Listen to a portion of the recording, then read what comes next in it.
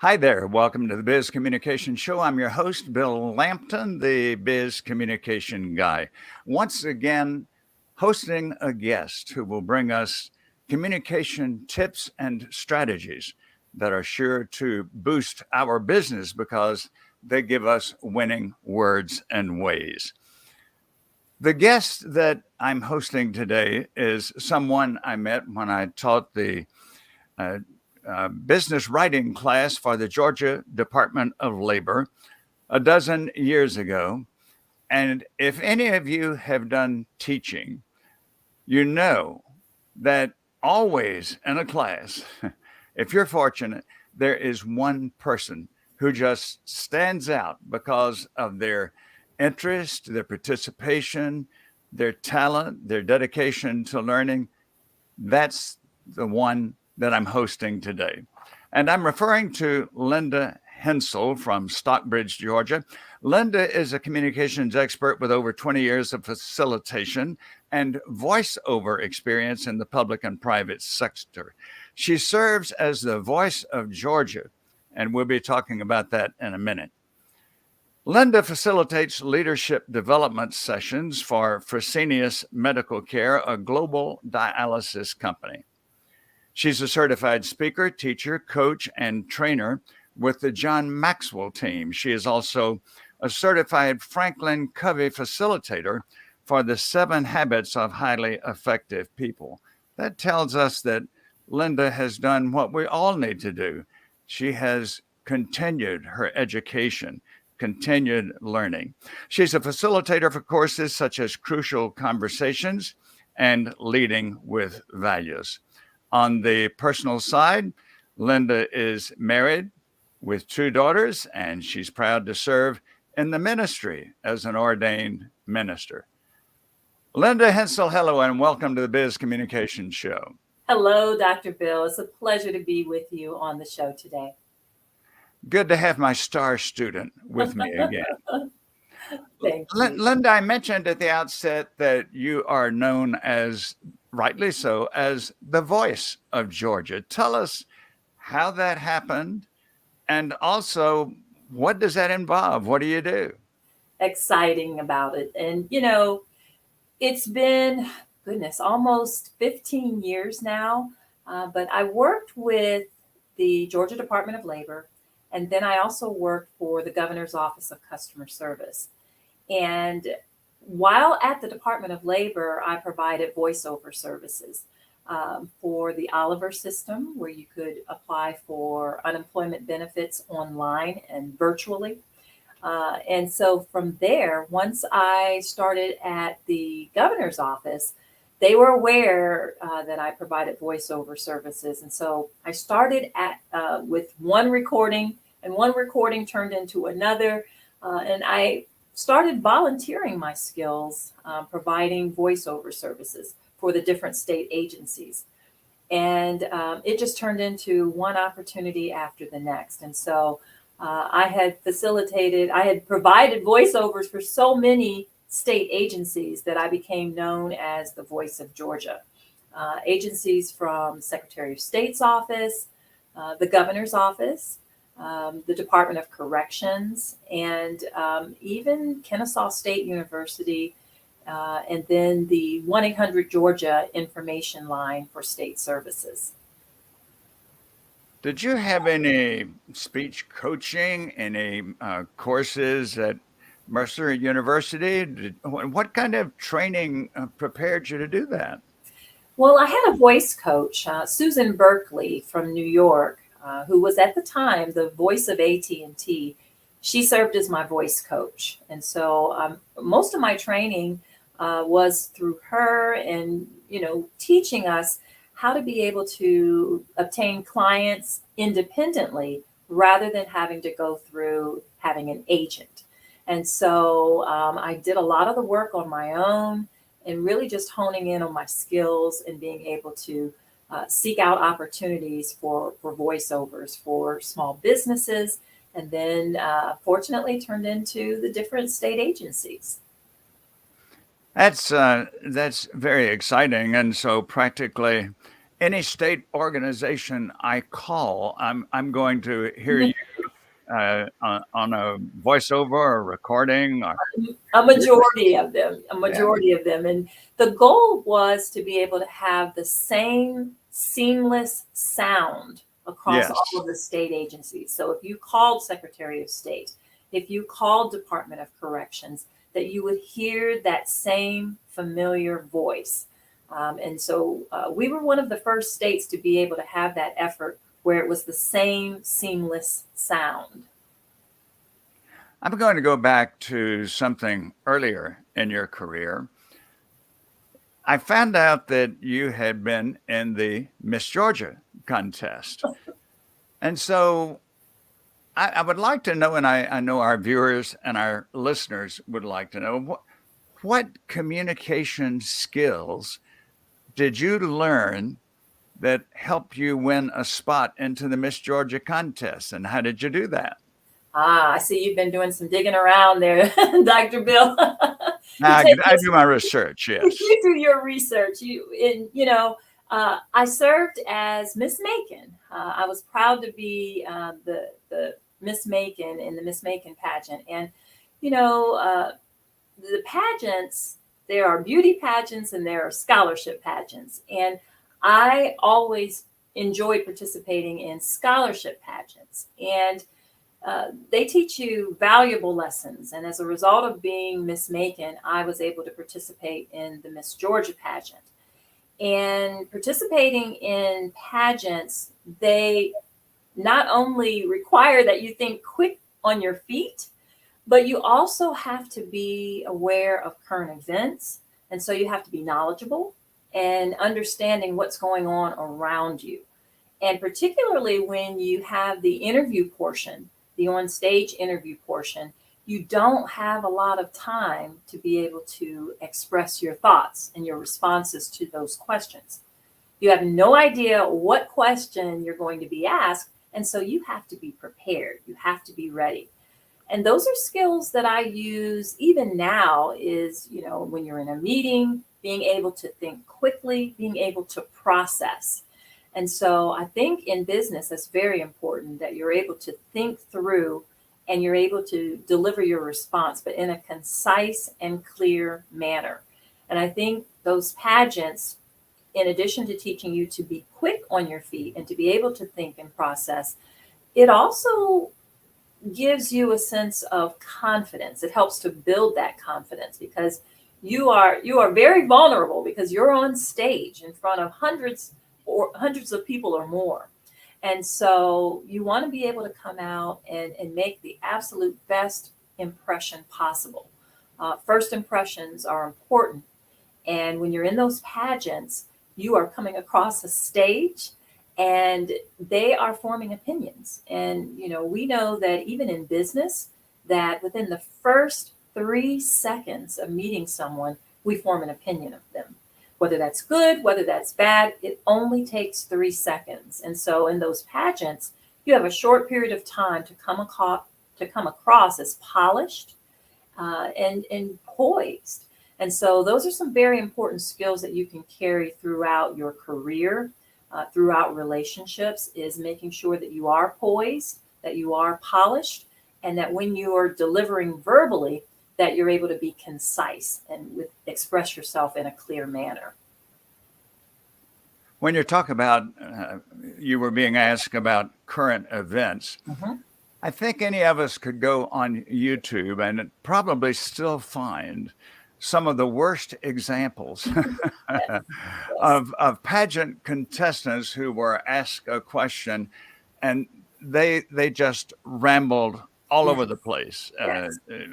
trying to cover the fact that they had no idea what was being asked. And I Yes. think it's an important measure of a pageant candidate to know what's going on in the world, not just to make a fine appearance. And in your case, as I remember, you had even singing talent. Yet you need to show that you are a citizen of the world as well. Mhm. Something else I would like to bounce off of what you said Linda, and that is that what you went through is great preparation for later. You emphasize that, and it's true. If you can go through that, you mentioned being on stage in front of hundreds of people. I'm sure you were on television as well. Mhm. If you can go through that, then later on, when you start your career, you get into job interviews, or you get into situations where you're presenting a proposal that you want somebody to accept. It's not exactly what we would call a kick and putt in golf, but it's much easier because you have been under a very pressurized situation. Absolutely. And you know, the more you practice, the better you become. And that was just it was great practice ground. Being able to build your level of confidence, being able to speak in front of large audiences.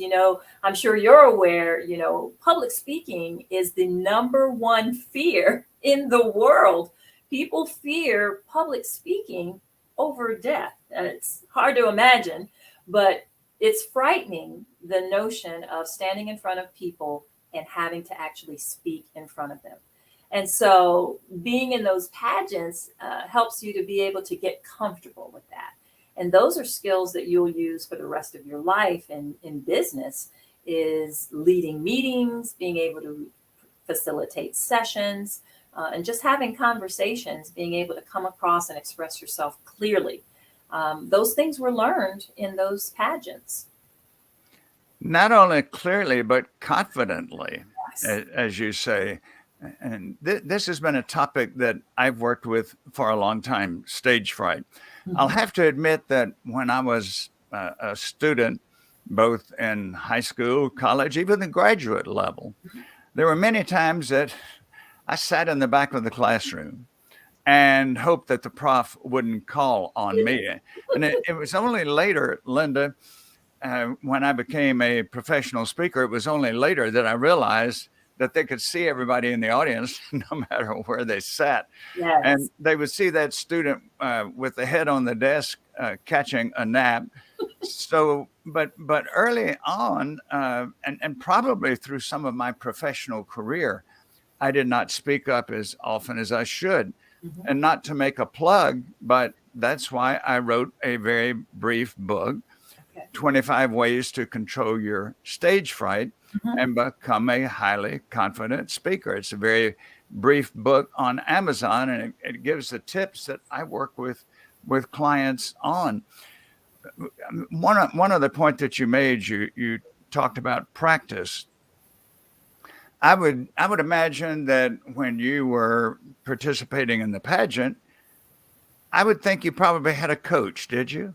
Yes, we Yes. did. And there were several coaches that would work with us individually to help prep us for the interview portion, but even to help us when it comes to walking on the stage, to make sure that we were able to walk smoothly and pleasantly across the stage.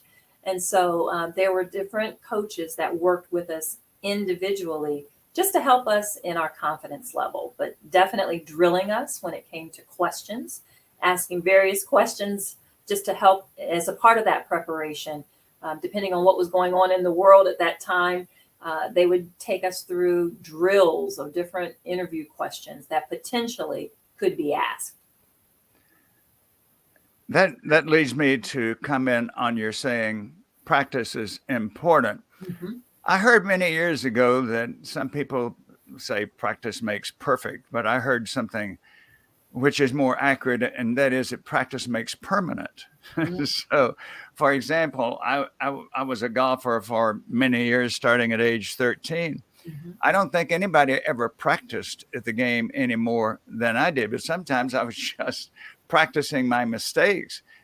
I started to improve when I would hire a professional to watch me for Yes. 30 minutes and to say, here's what you need to do better. So that's why coaches are important in anything we Yeah. do. Leonard, we're going to be back in a few seconds and talk some more about the voice. which is your specialty. You've mastered it, and I know you'll have some great advice for us. Do you wish you felt confident about giving speeches? Do you want to deal with difficult people constructively? And what about becoming more persuasive in sales? Then keep listening now to Dr. Bill Lampton. He spent 20 years in management, so he knows the communication skills you need for success. I urge you to call the Biz Communication Guy today for a no-cost but very valuable 30-minute discussion about your communication challenges. Call now, 678-316-4300. Again, that's 678-316-4300.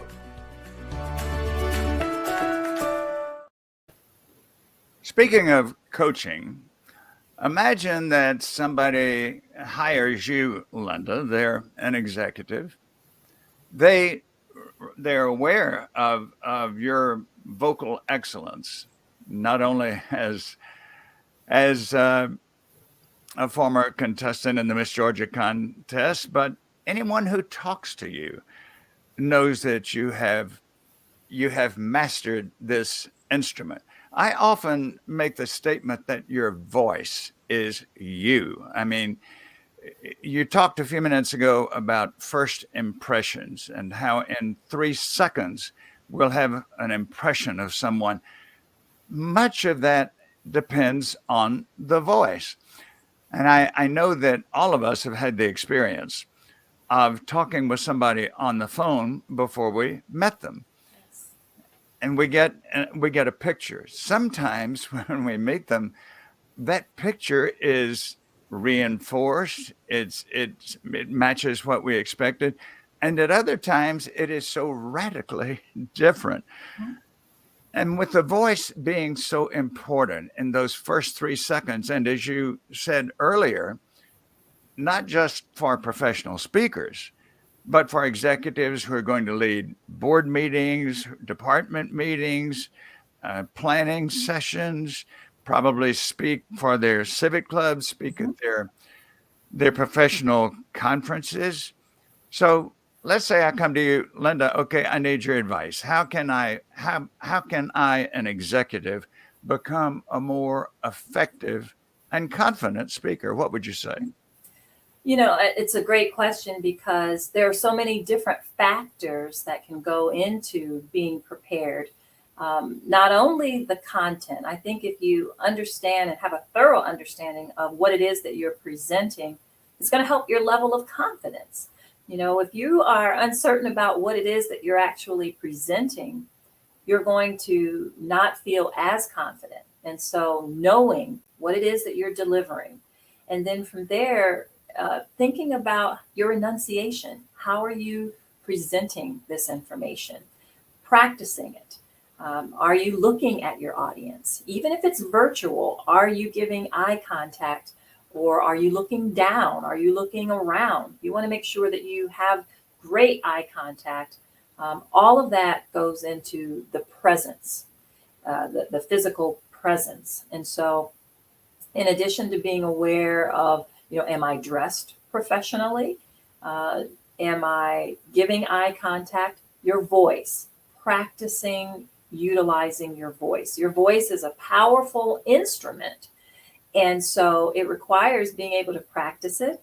And that is reading whatever it is that you're delivering, reading it several times, making sure that you are enunciating properly, and just even varying your voice tone.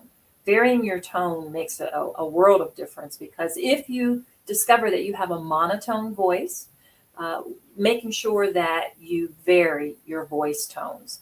And so if I'm presenting to an executive or if I'm coaching an executive, those are some things to consider: is appearance. How am I dressed? Am I giving eye contact? And what does my voice sound like? Have I practiced?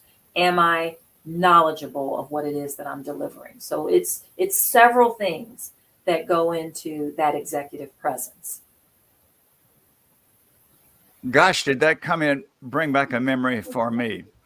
I was a graduate student at Ohio University. That's where I got my MA and Ph.D. degrees in communication. The first class I taught as a graduate student. At the end of the class, of course, the students gave written evaluations. And I even today, I can remember the pain I felt when one student wrote, "I enjoyed your class, but you are something of a monotone." Oh, golly, did that get me working, Mhm. Linda? Very much so. Yes. Here's a comparison I made recently, and I'm sure it's one that you've probably thought about. I asked the question, have you ever played chopsticks on the piano? Well, yes. Or have you ever heard chopsticks Mhm. on the piano? Yes. Well, you're familiar with that. Would you play it over and over, or would you like to hear it over and over? Naturally, they say no. Why wouldn't you? Because it's only using a few of the keys. What about the 88 keys that we have access to, which would give variety and tone and lift and depth? And I think it's an adequate comparison for us. Yes. Yes. I agree. And that there are so many factors to take into consideration. It's not just one thing, but it's when you put all of those things together that you have that presence. Are you demonstrating confidence? Are you speaking as if you know what you're talking about? We can tell when someone is nervous. We can tell if they don't really know their content. And so those things come across in your delivery. And so exactly what you said. It's a complete package of the delivery, the voice tone, and confidence in what it is that you're presenting. You do a good bit of leadership training now, as we mentioned in the introduction. Tell us, please, what part of your leadership training includes communication skills. Absolutely all of it. All of it includes communication skills. I have the privilege and just the absolute pleasure to facilitate leadership development skills. And a part of the curriculum that we deliver includes Crucial Conversations, which is a dynamic course on how to have those difficult conversations. Whenever we have a conversation that we may not want to have with an employee or even with a leader, sometimes it's something that we'll just put off because we know it could lead to drama, and who likes drama? But those conversations, if you establish your intent, if you are careful in how you say what it is that you're saying, you can have those crucial conversations. And so that's one of my favorites, is delivering crucial conversations. We also facilitate a session called Leading with Values, which is an amazing course because it talks about the power of asset-based thinking versus deficit-based thinking. And that, as humans, it's easy to focus on problems, what's not working, what resources we don't have. But when you take an asset-based perspective, now you're thinking about what are the possibilities, what are the synergies, what is working well. And when you take an asset-based perspective, it's all about how am I thinking? What's my approach? And you can catch, and it's easy to catch when someone is in deficit base, because there's a lot of negativity out there today. And being able to invite others out of deficit based thinking and into asset based thinking, that's one of my favorite courses to facilitate, because you're helping people to make it applicable and to be able to see just how negative that we really are, and we really can be, but we have to be intentional. And so when we are intentional, we think about the words that we use. There are disempowering words and there are empowering words, and words can make or break you. And so we have to be aware of the words that we choose to use. And just exactly what we're talking about here. Words are powerful. And when we are intentional about using empowering words, it only enhances the communication. I tell you what, you were my student once. I sure as heck would like to be your student. Thank you for that. I know that they are very fortunate. Linda Hensel, it has been wonderful hosting you on the Biz Communication Show. Time flies. There's much more for us to talk about, which means that you're going to get an invitation to be a return guest Would sometime. love to. Would love to. Absolutely. We'll do part And, 2. and so I know that our viewers and our podcast listeners will want to get in touch with you because you're such a valuable resource. So please give us your contact information. Absolutely. I can be reached by email. I'm actually Adnil's Voice. Adnil's Voice at yahoo.com is probably the best way to reach out to me. Always available for questions, speaking engagements, and of course, voiceover opportunities. Absolutely. Tell us, please, how to spell that Adnils. Yes. ADNILSVOICE. Adnil's Voice. That is Linda spelled backwards. Linda's Voice is Linda's Adnil's Voice. Yes. Very good. I think that's the only thing you do backward. You're constantly moving forward. Yes. Linda, since you've given your contact information, I'm happy to share mine. My YouTube channel, I invite you to go to my YouTube channel. I've been posting instructional videos there. I noticed the other day there are 440 instructional videos. Many of them are solo productions, but over the last few years, I've had the privilege of hosting the Biz Communication Show. So you will find guests, top quality guests, as you can tell from Linda Hensel. And those conversations will help you with your business communication, no doubt about it. So while you're on my YouTube channel, be sure to subscribe there. My website, since I'm the Biz Communication Guy, logically, my website is bizcommunicationguy.com. And when you go to my website, notice, please, that if you haven't already done so, you can subscribe to my podcast there.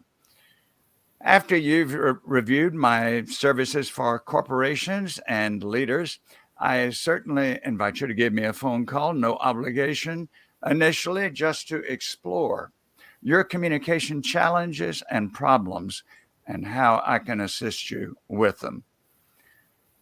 Linda, would you please think about, is there any closing thoughts you have that could pull this all together for us? You know, first impressions really do matter. And thinking about your voice, how are you projecting? I think first impressions, if we remember that, I think that'll take us a long way when it comes to delivery. And how are we coming across with those that we are trying to reach? First impressions. Many years ago, I heard, in fact, it was when I started my professional career, somebody said, you never get a second chance to make a first impression. That's right. And the tips and strategies that you have given us will be very helpful on that.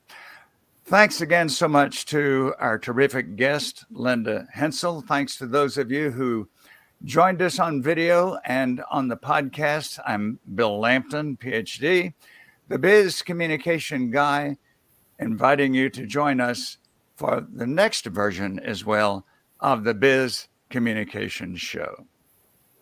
Thank you.